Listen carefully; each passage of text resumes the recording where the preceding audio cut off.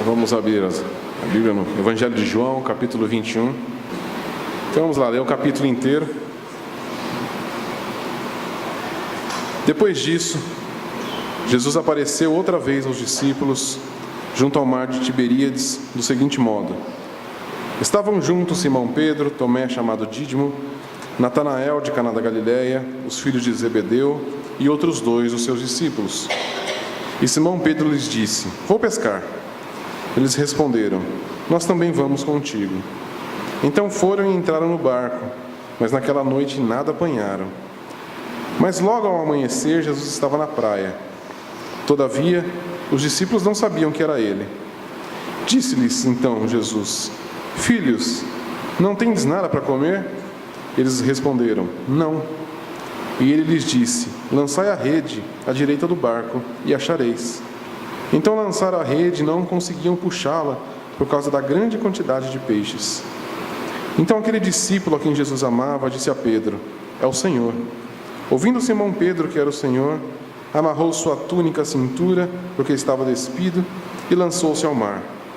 Mas os outros discípulos vieram no barquinho, arrastando a rede com os peixes, porque estava a cerca de apenas 200 côvados da terra. Ao desembarcarem, viram ali pão e um peixe sobre brasas. E Jesus lhes disse: trazei alguns dos peixes que apanhastes.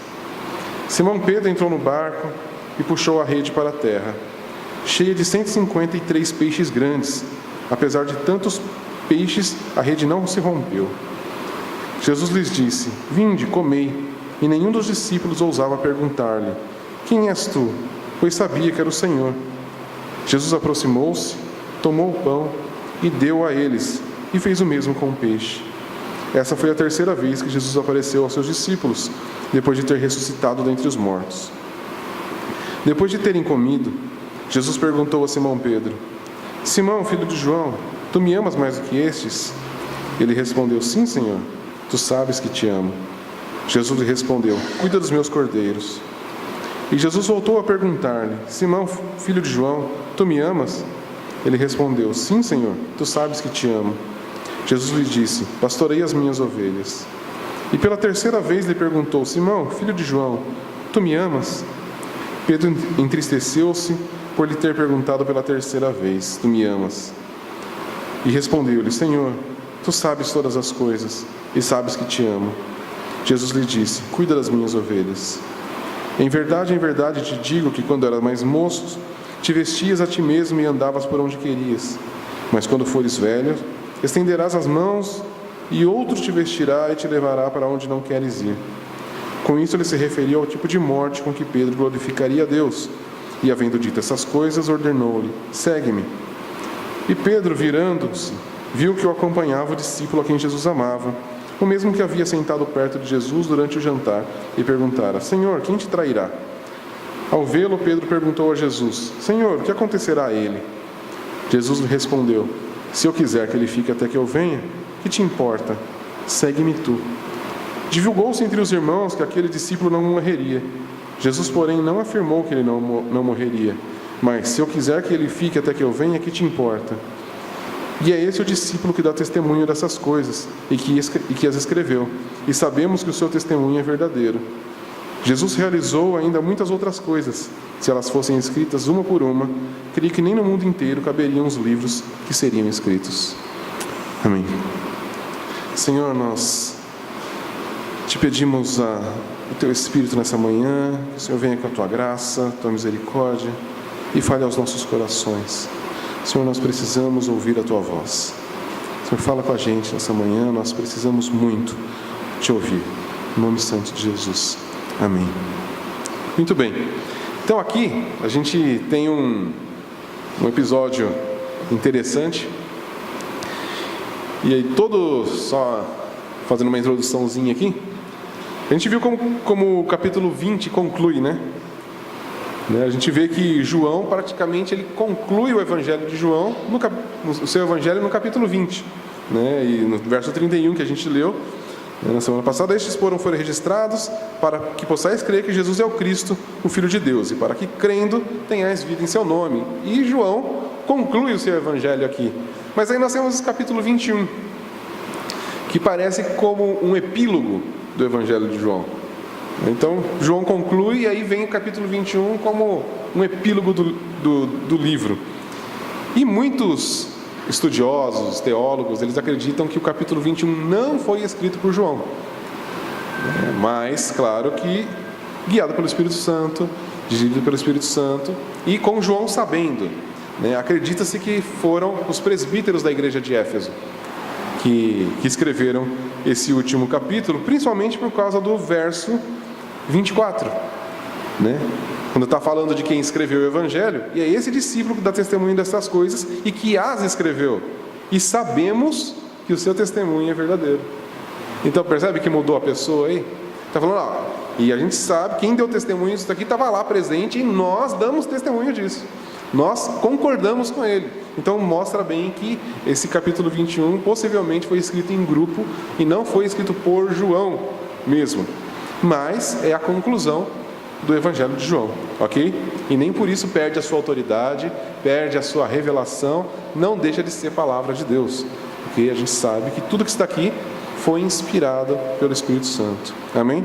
E aqui tem algumas coisas que talvez o porquê disso ter sido escrito, que tem a ver com todo esse contexto aqui.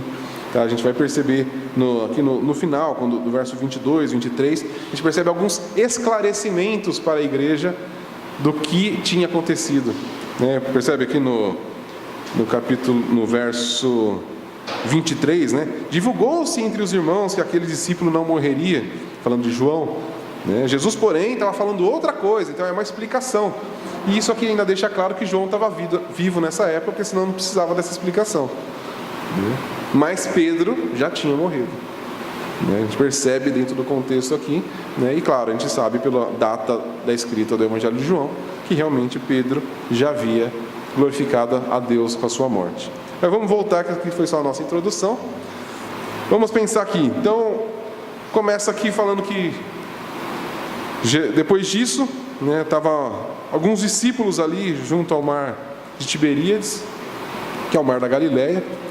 Tá? E aí Pedro, tem 7 discípulos aqui, Pedro, Tomé, Natanael, os filhos de Zebedeu e mais outros 2 discípulos, que ninguém sabe exatamente quem são, mas também não interessa muito. A questão é que estavam ali 7 discípulos de Jesus, e Pedro chega para eles e fala: eu vou pescar. Existe muita discussão sobre essa atitude de Pedro, se de repente ele tinha desanimado e fala: quer saber? Vou voltar a pescar, vou voltar às minhas atividades profissionais e deixa tudo isso para lá, vou seguir minha vida. Não dá para saber, porque o texto não deixa isso claro para a gente. Mas não é algo difícil de se pensar, dadas as circunstâncias que envolveram principalmente Pedro, certo? O que a gente vem estudando, a gente viu lá Pedro negando Jesus, e aquilo entristeceu ele demais, e talvez ele aqui não tenha conseguido ainda superar essa questão toda.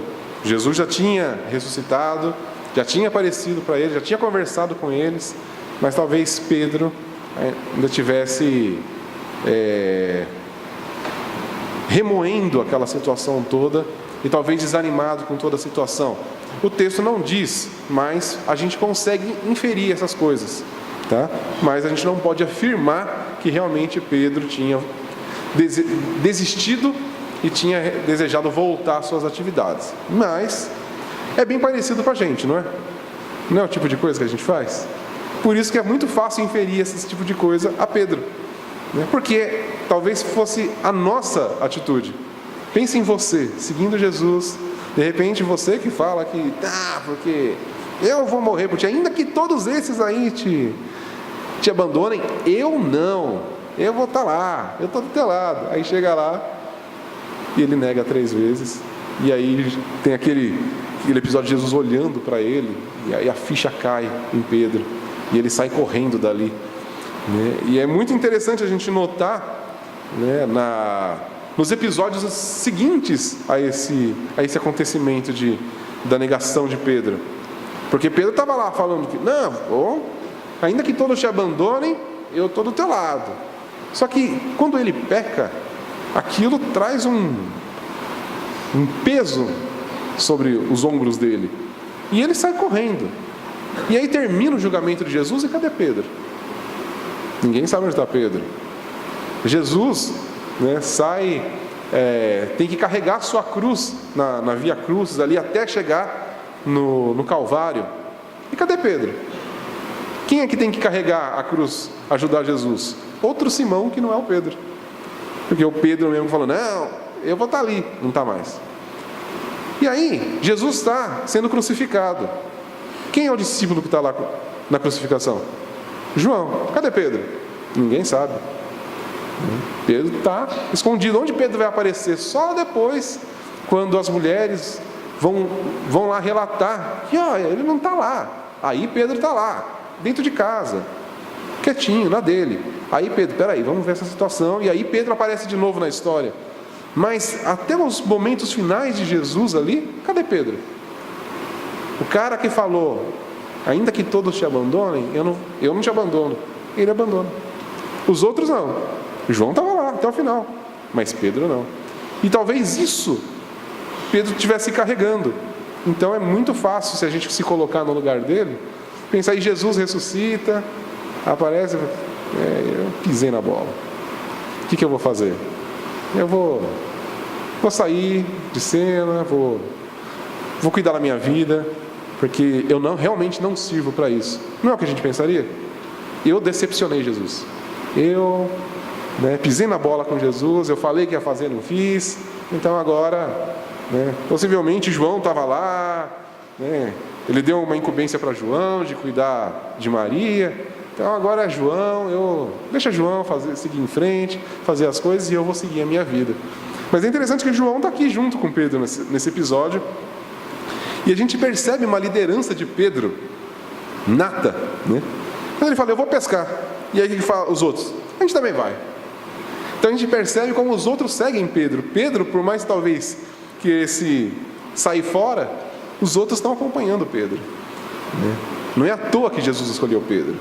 Pedro tinha algo de liderança nele e que Jesus queria que ele tivesse. E por isso escolheu Pedro. E todos eles vão ali, e aí é muito interessante porque nada apanharam. Isso faz a gente lembrar um outro episódio que está registrado lá em Lucas capítulo 5. Mas aí logo ao amanhecer, Jesus estava na praia. Só que eles não sabiam que era ele. Não sabiam que era ele porque ele fala que eles estavam a 200 côvados, não é tão longe, é mais ou menos 90 metros, entre 90 e 100 metros de distância ali da praia. É uma distância razoável, só que no amanhecer possivelmente tinha neblina. Então eles estavam vendo meio que uma silhueta, por isso eles não reconheceram que era Jesus. E a gente vê aqui no verso 5, Jesus, filhos, não tendes nada para comer? Essa maneira como Jesus se dirige a ele, na verdade não é filhos de filho mesmo, mas é uma forma carinhosa. É a mesma maneira que João vai usar lá na sua carta, lá, filhinhos. É o mesmo termo, é uma maneira carinhosa de tratar com alguém de quem se cuida. Então, filhos, não tendes nada para comer? E eles responderam, não, a gente não tem nada. Pesca totalmente frustrada. Aí, se a gente tentar inferir um pouquinho mais aqui a questão, pensa em Pedro, frustrado com a sua vida, falando, não, eu vou voltar a minha profissão, que isso eu sei fazer. Fiz a minha vida inteira, de pesca eu entendo.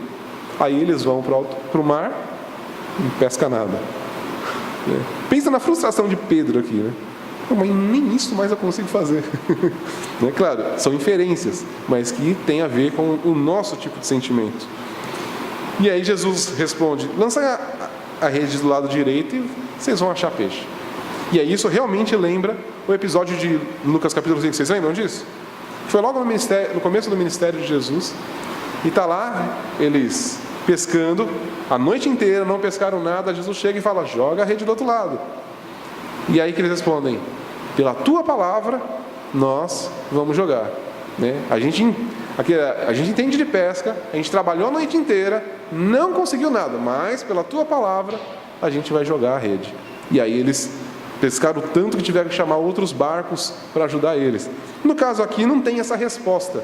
Simplesmente falam que eles lançaram as redes. Eles ouviram o que aquele homem, que eles nem tinham identificado como Jesus ainda, né? E também não tem como a gente saber se eles lembraram do episódio, se não lembraram do episódio. A questão é que eles lançaram as redes e pegaram muito peixe. E assim que veio aquela quantidade de peixe, então no verso 7 aqui fala que João, né, o discípulo a quem Jesus amava, ele vira para Pedro e fala: é o Senhor.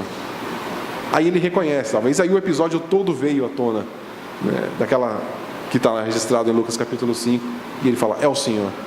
E a gente vê uma atitude de Pedro aqui, né, aí ele larga, né, ele larga o que ele está fazendo e ele se joga no mar, ali nas águas, para ir até Jesus.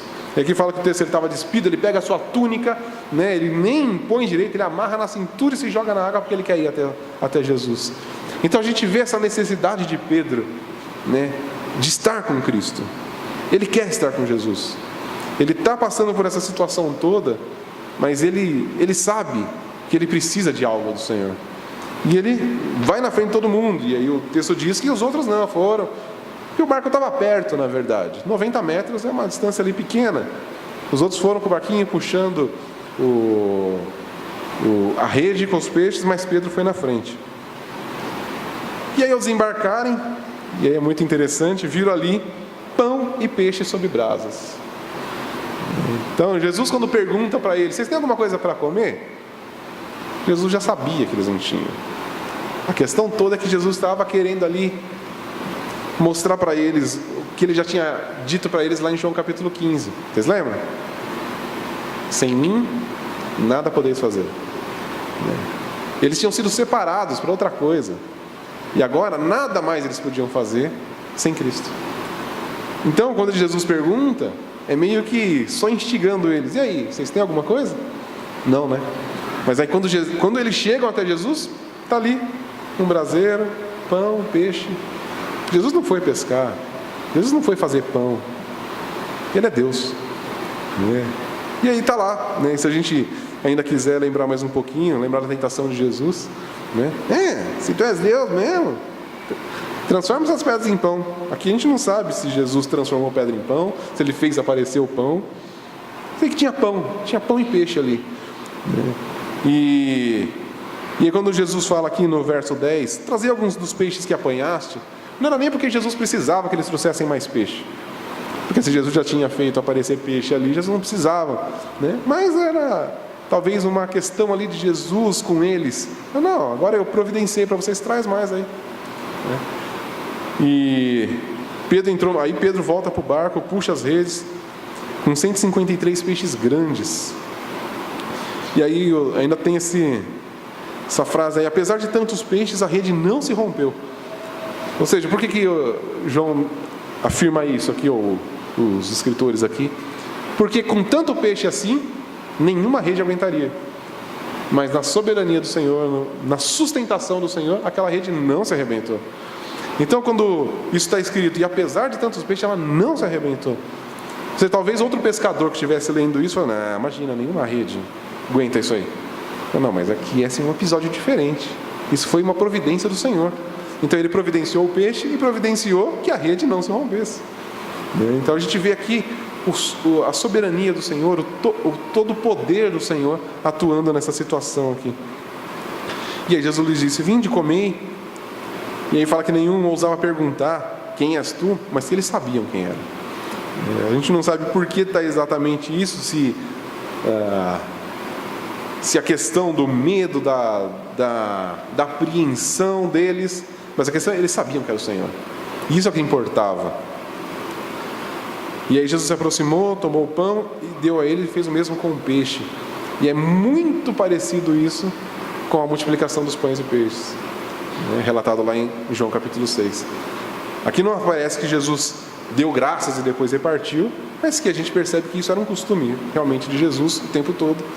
E aí ele dá o pão e dá o peixe. E a questão que se pode imaginar aqui é que houve uma nova multiplicação aqui, porque eles comeram o quanto eles quiseram. Ali não tinha só um pedacinho para cada um. É que quando fala lá no verso 9 que ali tinha pão, não fala que tinha um monte de pão. Do grego ali, o que imagina é que tinha um pão e um peixe. E agora todo mundo come pão, todo mundo come peixe, né? E outra, se eles chegaram ali, Jesus fala, traz mais peixe. Até assar um peixe não é tão rápido assim, né? Mas Jesus saiu distribuindo. E talvez mais uma multiplicação de peixes ali na frente deles. Talvez como se fosse um resuminho de várias coisas que Jesus fez, mostrando para eles, eu sustento vocês. Eu que dou a segurança para vocês. Não é o que vocês fazem, né? Sem mim nada que vocês podem fazer. Mas eu estou aqui. Enquanto vocês estiverem comigo, eu cuido de vocês. Eu sustento vocês. Filhinhos, eu cuido de vocês. Jesus está mostrando para eles aqui todo o cuidado, todo o amor, todo o sustento que ele tinha com eles. E aqui fala que essa foi a terceira vez que apareceu aos discípulos. Jesus já tinha aparecido, contando seria a 7ª vez que Jesus aparece, mas para os discípulos, especificamente, sem ser para as mulheres, sem ser em outros lugares, é a terceira vez. Mas a coisa continua. Enquanto eles estão ali, terminam de comer, e aí Jesus pergunta para Pedro, que é toda a situação aqui, né? Simão, filho de João, e é legal porque Jesus não chama ele de Pedro, né? Chama ele de Simão, o nome verdadeiro de Pedro, né? Simão, filho de João, tu me amas mais do que estes? E é muito interessante essa pergunta de Jesus, né? Porque se a gente lembrar, né, do que Pedro disse, ainda que todos estes te abandonem, eu não. E aí o que Jesus pergunta para ele? Pedro, Simão, filho de João, tu me amas mais do que estes? Jesus vai direto na questão. E aí o que ele responde? Sim, Senhor, tu sabes que te amo. Só que aqui tem um detalhe, que no português aqui, na tradução, existem 2 palavras no grego que é traduzida como amor, mas que dão uma conotação completamente diferente. A gente poderia perguntar assim, entender de acordo com o grego mesmo, Simão, você me ama? Né? Com o amor mesmo que você falou que tinha? Né? Mais do que esses? E Pedro responde, Senhor, tu sabes que eu tenho muito apreço por ti. Eu gosto muito do Senhor. Eu tenho uma afeição muito grande. Ele não responde do mesmo jeito que Jesus pergunta. Aqui a gente percebe como Pedro, ele agora se percebeu como quem ele é. E ele não fala, né? E ele exclui a ideia do mais do que estes. Ele fala, Senhor, tu sabes que eu tenho muita afeição por ti. Eu gosto muito do Senhor. Mas ele não responde sim, eu te amo, né? Que o verbo que Jesus usa aqui é o agapau, né? Que é do amor ágape, que a gente já ouviu tanto falar. É isso que Jesus pergunta para ele, só que ele não responde dessa maneira. Mas aí Jesus diz para ele, cuida dos meus cordeiros. E aí quando está falando cuida dos cordeiros, está falando da igreja, né? Cuida da minha igreja. E aí no verso 16, Jesus volta a perguntar então, Simão, filho de João, tu me amas? Do mesmo jeito, mesma palavra, né? Agapau. E ele responde, sim, Senhor, tu sabes que eu tenho afeição por ti. Mais uma vez, né? Só que agora Jesus muda a pergunta também. Jesus agora não pergunta se Pedro ama mais do que os outros. Oh, mas Pedro, tudo bem, você já respondeu que você não ama mais do que isso, você já percebeu que você não é melhor do que ninguém. Mas, e aí Pedro, você me ama? E Pedro responde, Senhor, tu sabes, eu tenho muita afeição por ti. Lhes disse, pastorei as minhas ovelhas. E aí pela terceira vez perguntou, Simão, filho de João, e agora se tu me amas? Aí Jesus pergunta diferente. Aí Jesus muda o verbo. Jesus pergunta, Simão, filho de João, você tem afeição por mim? Você gosta de mim? E aí é por isso Pedro se entristeceu. Porque agora Jesus mudou a pergunta, né? Por ter se perguntado pela terceira vez ainda dessa maneira. E aí ele responde: Senhor, Tu sabes todas as coisas. Olha como ele agora, ele joga tudo, né? Toda a onisciência, ele apela para a onisciência de Jesus. Ele falou: Senhor, Tu sabes todas as coisas e sabes que eu tenho afeição por Ti. Então Jesus disse: cuida das minhas ovelhas. E é interessante, né? Todo esse episódio aqui. E por que Jesus pergunta 3 vezes? Por que Jesus pergunta 3 vezes para ele? Porque ele negou Jesus 3 vezes. Jesus aqui está restaurando Pedro daquela situação. E tem mais um detalhe importante da gente notar aqui. Porque quando diz aqui no verso 9, né, que viram ali pão e peixe sob brasas, né, que é um braseiro.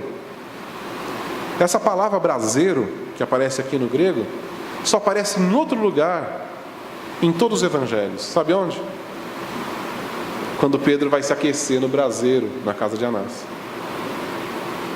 Então, é muito interessante como o evangelho de João aqui, ele usa essas 2 palavras no lugar da queda de Pedro, do pecado de Pedro, e no lugar da restauração de Pedro.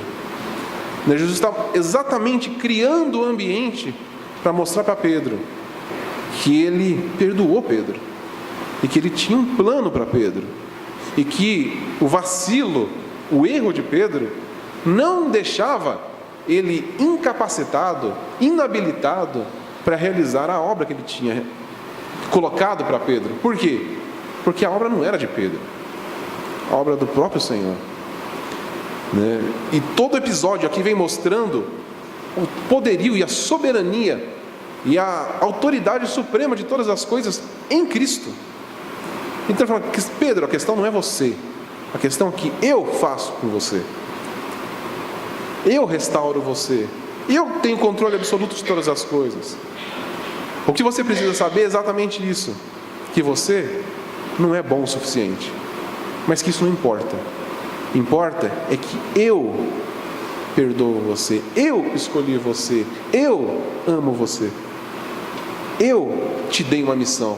Então, cumpre a sua missão. E dentro desse episódio todo a gente percebe que talvez realmente faça sentido a questão de Pedro estar com vontade de desistir de tudo. Porque Jesus fala 3 vezes: cuida da minha igreja. Foi para isso que eu te chamei. E se a gente lembrar ainda do episódio lá de Lucas 5, depois dessa pesca maravilhosa que acontece, o que Jesus fala para eles? Que eles ficam maravilhados com o que aconteceu. Talvez pensando até em mercado, né? Puxa, agora vai dar certo. Com Jesus do nosso lado, não tem para ninguém. Nós tornamos a maior empresa de pesca do mundo, né? Porque Jesus sempre vai falar onde tem peixe. E aí o que Jesus fala para ele? É o seguinte: eu chamei vocês para ser pescadores de homens. E aqui eles voltam a pescar peixe. Aí Jesus está falando: o negócio de vocês não é mais peixe. O negócio de vocês agora são pessoas. Vocês vão cuidar da minha igreja. Vocês vão cuidar do meu povo. Então, Pedro, acorda. Esquece agora o pecado que você cometeu. O pecado que você cometeu foi para mostrar que realmente você não é quem você pensava que era. Só que eu estou te falando quem você é por minha causa, não por sua causa, não pelas suas habilidades, não pela sua determinação em me seguir, não porque você realmente me amava mais do que os outros, mas porque eu te escolhi para realizar a missão. Então vai lá e faz. E aí depois dessa terceira vez aí, no verso 18, Jesus diz para ele: em verdade te digo, né? Aquela expressão que Jesus usou tantas vezes, né?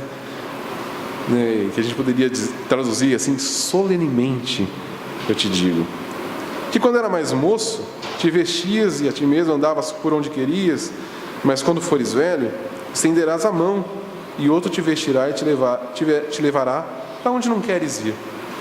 E com isso ele se referiu ao tipo de morte com que Pedro glorificaria a Deus. Isso aqui já é uma explicação do que é esse termo. Talvez, se a gente fosse só ler esse verso 18, a gente talvez não conseguisse entender. Mas para o contexto deles, ele entendeu. Pedro entendeu o que isso quis dizer.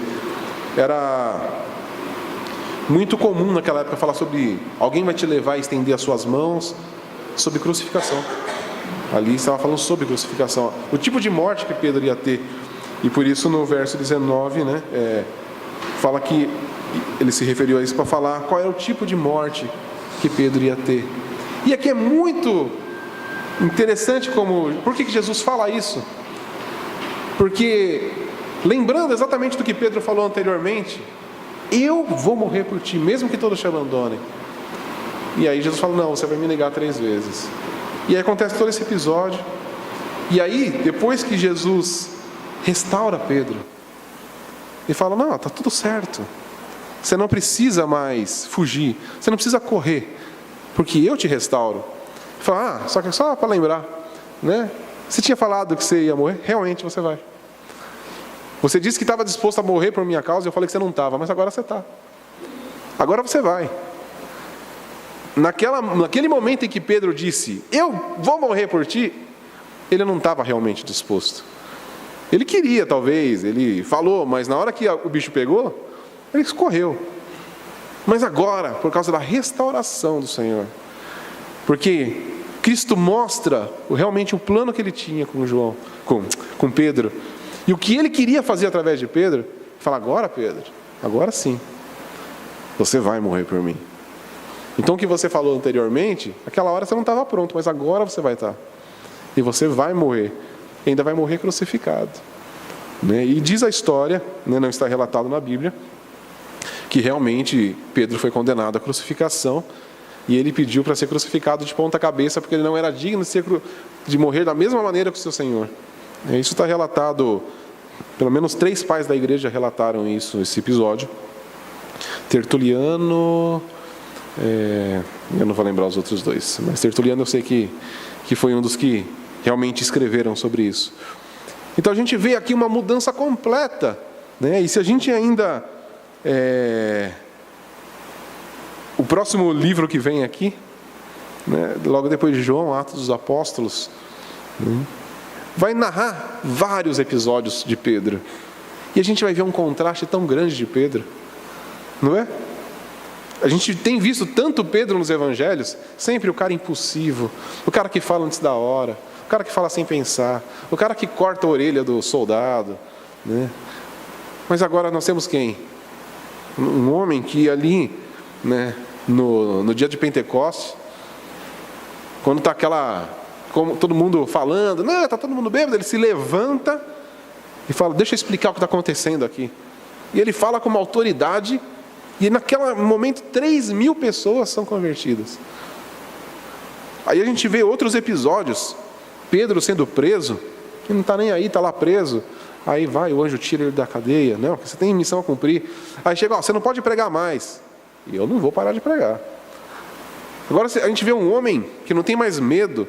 A gente vê um homem que não carrega mais a culpa. Mas é um homem que sabe por quem ele foi salvo.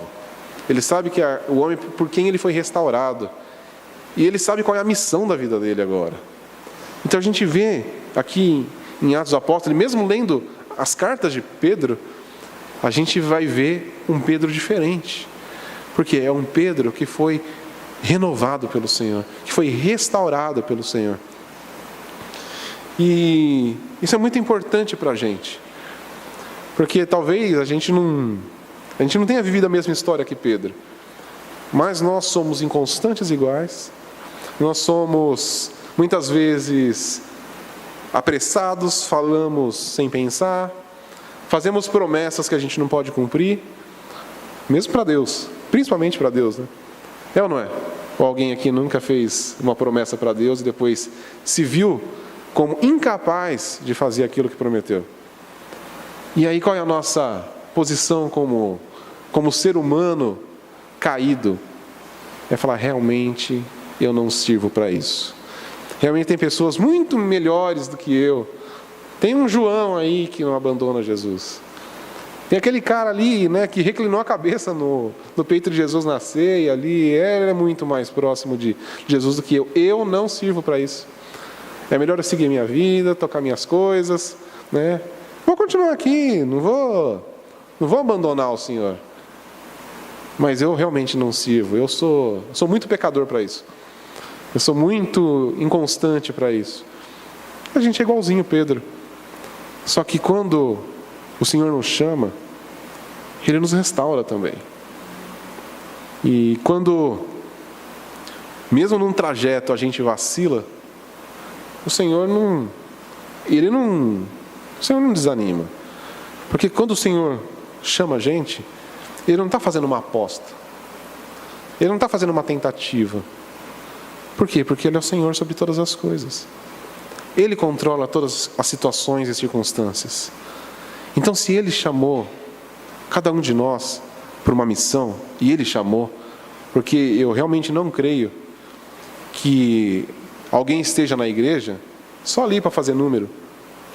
Todos que são chamados, são chamados para trabalharem para o reino do Senhor. Quando a gente vê lá em Efésios 4, quando Paulo está falando lá sobre e Jesus chamou uns para apóstolos, profetas, pastores, mestres, pastores, para quê? Para o aperfeiçoamento dos santos, vamos ver? No verso 11. Ele designou uns como apóstolos, outros como profetas, outros como evangelistas e ainda outros como pastores e mestres, tendo em vista o aperfeiçoamento dos santos para a obra do ministério. Ou seja, então para que Deus chama? Claro, Deus chamou todo mundo para ser pastor, apóstolo, não. Mas Ele chama alguns desses daí para cumprirem essa missão, para quê? Para que os santos, se aperfeiçoem, para que eles possam trabalhar para a obra do ministério, para a edificação do corpo de Cristo, até que todos cheguem à unidade da fé no pleno conhecimento do Filho de Deus, o estado de homem feito à medida da estatura da plenitude de Cristo, para que não sejamos mais inconstantes como crianças levados de um lado para o outro. Ou seja, Deus chamou todos para uma missão. Deus deu uma incumbência de propagar o reino do Senhor, de expandir o reino de Deus a toda a igreja. Quando ele está falando com Pedro aqui, claro, ele designou Pedro como apóstolo. Ele chama Pedro para uma situação diferente da minha e da sua. Pedro foi um dos apóstolos. Então, são esses daqui os apóstolos que Jesus chamou. Agora, Jesus chamou Pedro para que hoje nós estivéssemos aqui, aprendendo isso e seguindo e cumprindo a nossa missão. Pedro escreveu todas aquelas coisas, todo o testemunho de Pedro que a gente vai ler aqui no livro de Atos, é para quê? Para nos mostrar que nós temos que cumprir a nossa missão, que nós somos chamados e podemos seguir em frente, porque quem tem o controle absoluto de todas as coisas é o Senhor que nos chamou. A coisa não está na nossa mão, não sou eu e você que somos capazes de fazer alguma coisa, porque sem Ele a gente nada pode fazer. Ele é a videira, nós somos os ramos. Nós produzimos fruto, mas quem na verdade produz o fruto? Ele. Não é o ramo que produz o fruto, é a videira. Só que o fruto sai nos ramos, não no tronco. E nós somos os ramos. E nós temos que ter essa percepção de que Ele nos chamou. E que por mais que nós já tenhamos falhado na nossa vida, e que por mais que nós ainda falhamos hoje, talvez ontem, talvez hoje pela manhã, e você pensou, eu não sirvo. A questão é, se Ele chamou, a questão não é se você serve ou não, a questão é que Ele é poderoso o suficiente para dar fruto na sua vida. Porque Ele é o Senhor. A obra é dEle, a igreja é dEle. Só que Ele decidiu usar a sua própria igreja para cuidar da sua igreja. Ele decidiu usar a sua igreja para propagar o Evangelho. Jesus poderia muito bem vir Ele aqui e pregar o Evangelho. Não, mas Ele deu isso na nossa mão. E não porque Ele acha a gente muito especial. É simplesmente porque Ele quer nos fazer participantes da sua obra. Jesus não quer fazer as coisas sozinho. Ele quer deixar a gente participar. Porque Ele quer mostrar para a gente que a gente está conectado nele. É diferente de alguém que faz.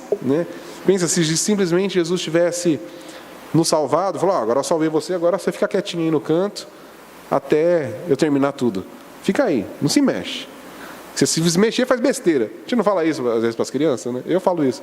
Não, fica aí, fica quieto, porque senão você vai fazer besteira. Né? E a gente faz isso com os nossos filhos porque realmente eles fazem.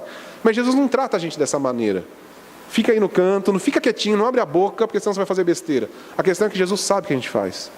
Só que Ele está ali, pronto para nos restaurar, mesmo que a gente faça besteira. Ele não quer que a gente se esconda, Ele quer que a gente faça. Ele quer que a gente olhe para Ele. E que a gente olhe para o Senhor da nossa salvação, para o autor da nossa fé, e a gente propague o reino de Deus. Amém? E aí, para a gente concluir aqui, Jesus aqui, depois que diz essas coisas, o que ele fala para Pedro? Segue-me. E agora esse seguir aqui, não é mais o seguir do início. Lembra quando está lá Pedro, Tiago, está tudo lá pescando, e Jesus chega para eles: segue-me. E aí eles começaram a andar com Jesus. Agora Jesus, ele não ia estar mais. Jesus está falando: eu não vou estar mais fisicamente presente com vocês, mas me segue. Faça o que eu faço. Segue as minhas obras, faça as minhas obras. Segue-me. Né? É interessante esse capítulo aqui, porque ele faz um resumo, ele vai apontando vários episódios que já foram tratados aqui em João, e ele chega para Pedro e fala: segue-me. Como começa tudo, como foi a primeira palavra direcionada a Pedro: me segue. E aqui ele fala de novo para Pedro. Como é uma coisa muito comum de se usar na literatura hebraica, que é um negócio chamado quiasmo. Eu não sei se eu cheguei a falar disso, mas é muito comum. No Antigo Testamento isso tem direto, que isso é da literatura hebraica, que ele escreve uma frase, por exemplo, uma frase A, uma frase B e uma frase C, que se torna o centro da questão. Aí a próxima frase, ela é praticamente idêntica à segunda frase, e uma última frase que é praticamente igual à primeira. Eles fazem como se fosse um vai e vem, colocando a mensagem central no meio, e tudo como se inicia, se termina. É muito comum a gente ver isso nos Salmos, né? O Salmo começa e não termina do mesmo jeito. Vários Salmos. É esse padrão de quiasmo. E a gente pode perceber isso daqui, na vida de Pedro. Jesus começa com segue-me, e acontece tanta coisa, e termina com segue-me. Né? Porque todo meio é importante, mas a maneira como começa e termina é da mesma maneira. Jesus falando a mesma coisa para Pedro: me segue. Só que nesse meio todo tem a restauração de Pedro, tem a queda de Pedro, tem a restauração de Pedro, mas tem sempre Jesus no centro. Sem mim você nada pode fazer, mas me segue. Então, se a gente puder colocar como centro do quiasmo, é Jesus falando: sem mim vocês nada podem fazer, mas me segue. Tem essa atitude de seguir os meus passos. E aí e talvez aqui também existe uma discussão, né? Porque Pedro, virando-se, viu que o acompanhava o discípulo. Então talvez aqui Jesus disse isso para Pedro: então Pedro, me segue. E saiu andando. E Pedro talvez tenha entendido literalmente, saiu seguindo Jesus mesmo. Isso também há uma discussão nisso, ninguém sabe ao certo. A questão é que João saiu andando atrás. E aí Pedro, virando-se, vendo que João estava seguindo, né? E ele pergunta: mas Senhor, o que vai acontecer com ele? É muito interessante isso, né? A gente sempre quer saber das coisas. Nossa curiosidade, né, sobre: mas e o que vai ser de tal pessoa? O que o Senhor quer fazer com tal pessoa? Como que vai ser a questão? Né? E a resposta de Jesus é: se eu quiser que ele fique até que eu venha, o que te importa? Me segue tu. Né? E isso aqui é uma boa lição para a gente. Né? A gente gosta muito de olhar para os outros. Né? A gente olha para as outras pessoas, tanto porque elas fazem de bom como fazem de ruim. Né? Quando alguém faz uma coisa de bom: tá vendo? Né? E eu não faria assim não, eu nunca fiz isso. Só que também quando a outra pessoa faz uma coisa muito boa, puxa, aí a gente já... acho que eu nunca vou conseguir fazer. Né? E Jesus fala: o que te importa o outro? Segue-me tu. A tua história é a tua história, a história dele é a história dele. Isso me lembra também um dos episódios de uma das Crônicas de Nárnia, acho que até já citei isso aqui, que está O Cavalo e Seu Menino, que não sei se quem já leu, mas aí tem um relato ali, tem um menino, né, com o seu cavalo, e aí depois, no decorrer da história, aparece uma outra menina, né, e acontece tem vários acontecimentos ali, e uma hora Aslan, que é a representação de Jesus, está conversando com o menino, e ele começa a falar da história do menino, né. Só resumindo aqui rapidinho, que o menino ele foi abandonado quando criança, colocaram ele dentro de um cestinho, muito lembrando Moisés, né? E colocaram ele, os pais dele colocaram ele no rio. E o cestinho foi indo lá. Aí o cestinho parou na beirada ali do rio, e um homem pegou aquele cestinho e transformou o menino no seu escravo. E o menino cresceu como escravo daquele homem. Essa é a história do menino. Até que ele consegue fugir, encontra Aslan e tal, né? E aí Aslan começa a contar para ele. Então, quando você foi colocado naquele cestinho, eu fui guiando o cestinho até parar naquela beirada. Até aquele homem te achar. Então, se você se transformou em escravo dele, foi porque eu quis. Por quê? Para que você me encontrasse hoje. Né?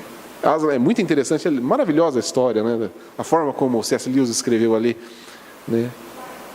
Mostrando todo o controle e soberania do Senhor em todas as questões da nossa vida. A gente chega onde chegou porque Ele conduziu o barquinho. Ele estava conduzindo. E aí ele conta essa história para o menino, né, mostrando que ele tinha um plano para o menino. De encontrar, que o menino ali tivesse um relacionamento com ele. E aí o menino olha para a menina. Mas aí, Aslan, e a história dela? Aí Aslan vira, eu estou contando a sua história. A história dela eu conto para ela. E a mesma coisa que Jesus fala para Pedro. Eu estou falando da sua história. Se eu quiser que a história dele seja diferente, o que te importa? Segue-me tu. Você tem que me seguir. Independente do que o outro faça ou deixe de fazer, o que aconteça com ele ou não aconteça. Eu te dei uma missão. A missão é sua. Então vai e faz. Me segue. Não fica olhando para os lados. Cumpre a tua missão. E aí, por causa o verso 23 aqui, é exatamente por causa dessa questão, porque acharam que então João não ia morrer. Ele se tornou imortal, mas não foi isso que Jesus disse. Jesus falou, se eu quiser que ele fique até que eu volte, né, que te importa? Aí a gente sabe que depois João morreu, já bem velhinho, mas morreu também. Ele não ficou até Jesus voltar. Tá? E aí estava explicando ali, porque começou a divulgar isso na igreja. Mas a questão aqui toda é, o Senhor nos deu uma missão. E a gente tem que olhar para essa missão e seguir em frente. Por mais que que a gente se sinta incapaz, e na verdade a gente é. A gente tem que se olhar e falar, puxa, eu sou incapaz. E não é agora como a gente vê muito aí o pessoal da autoajuda, né? Não, você tem que olhar para você e perceber, você é capaz. Não, Jesus falou, sem mim vocês não podem fazer nada mesmo. Não vem se achando capaz. Pedro se achou e caiu. Então não se ache capaz. Saiba a quem você serve. Saiba que quem você serve é que pode fazer aparecer peixe, pode fazer aparecer pão, fazer qualquer coisa. Quem você serve é que controla todas as coisas.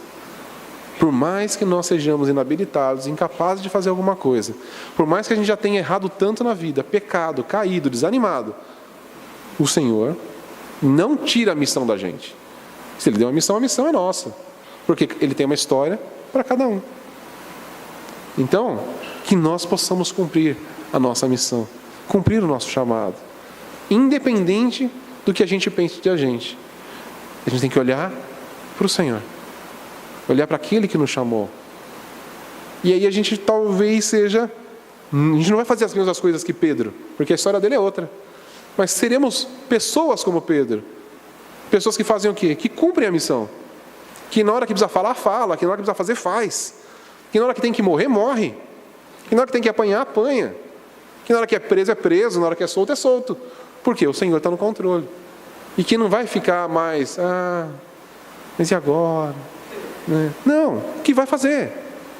A gente não vê mais episódios de desânimo em Pedro. Porque agora Pedro entendeu. A gente pode falar, mas não está registrado. Não sei, a questão, se não está registrado é porque não era para a gente saber disso. A gente tem que ficar com o que importa da vida de Pedro. O que importa do que Cristo fez em Pedro, que é o que Ele faz em nós. A expectativa, a gente não tem que olhar para Pedro e seguir os passos de Pedro. Por que Jesus fala? Segue-me você, seguir Cristo. Então, Pedro não é o nosso exemplo. O Pedro é o nosso exemplo de homem vacilante. Mas o que Cristo fez com Pedro é o que Ele quer fazer com a gente. Então, os relatos de Pedro, aqui não é para a gente olhar para Pedro, puxa, a gente tem que aprender com Pedro. Não, eu tenho que aprender com Cristo.